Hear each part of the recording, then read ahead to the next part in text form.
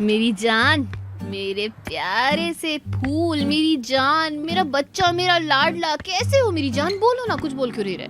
कैसी हो मेरी जान? क्या कर रही हो तुम? क्या करूं? मोहल्ले में घूम रही हूँ बस। क्या किसी ने मेरी जान को कोई तकलीफ दी है? नहीं, रिस्पेक्टेड लोग रहते हैं यहाँ, बहुत इज्जत करते हैं मेरी, बहुत ज्यादा। मतलब मैं तो बहुत ही फेमस हूँ ना।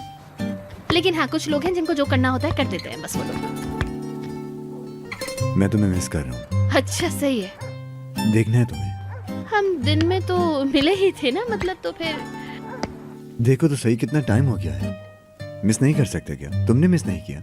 हाँ यार, तुम पागल तो नहीं हो गए हो क्योंकि अभी इतनी रात हो गई है? मतलब कि नानी को कुछ ना हो जाए ना, ऐसा सोच करके पता नहीं मैं कहाँ चली गई हूँ।